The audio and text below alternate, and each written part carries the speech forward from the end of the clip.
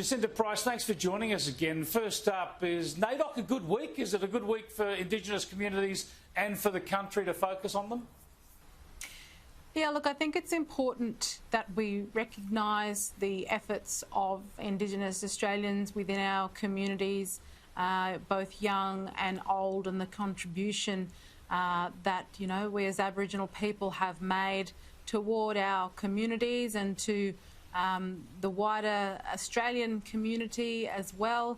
I think it's an important time. I think, for me personally, I celebrate when I see things like recently. I think there were a group of Year 12 students from the Wadeye community who had completed Year 12, and particularly for, you know, remote communities and children out there where life is particularly hard and it is difficult to complete an education, full stop. I think for me that's where I see the little achievements and where there is need to celebrate. Definitely, that's what's important to me. I think it's for those who are out of sight, out of mind, those whose first language isn't English, and those who are most marginalised in our country, when we can see those Australians coming through and accomplishing things for themselves and being role models for their communities. That to me is what NAIDOC Week is about. Yeah, that was a particularly good story. I saw that the other week too, I think, in The Australian, those people in remote communities getting Year 12. That is the start, and education in the start. I know you've celebrated your own son completing Year 12 this year, so I think education is fundamental. I think NAIDOC Week is good because schools get involved in it, and it focuses on those positive community issues, because there are other big days now for Indigenous communities. There's the National Apology Day or Sorry Day, and people focus on Mabo Day, and often I suppose they focus on grievances and politics. NAIDOC Week is a bit more about community celebration, I think, achievement.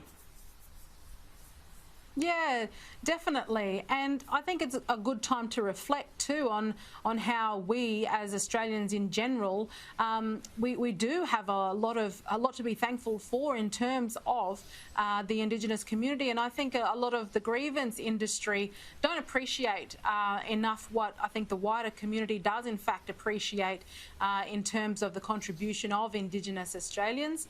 And of course, I think it's really important not only to take that moment to celebrate those achievements, but to reflect on the hard work that we still have ahead. We've got a lot of hard work ahead. There are still a lot of children, families who are marginalised in this country, and it's really important that we remain vigilant, that we remain focused, and we push to continue to treat those issues with honesty and integrity to solve a lot of those issues that are facing our most marginalised Australians.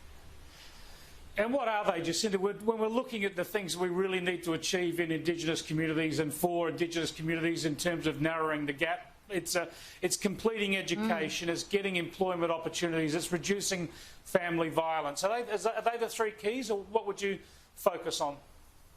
Well, certainly, you know, my biggest concerns have always been the family violence issue, the child abuse, child sexual abuse issue, given that, you know, our children experience the highest rates of sexual abuse and our families experience the highest rates of family violence. Then it's always prudent to ensure that we remain focused on those issues so that we are actively working toward lowering all of those rates and ensuring that our children are protected. I mean, we've got circumstances at the moment in my hometown of Alice Springs where our community is feeling like they're in turmoil because they're on a daily basis, on a nightly basis, there are cars being stolen by underage youths and endangering the lives of locals.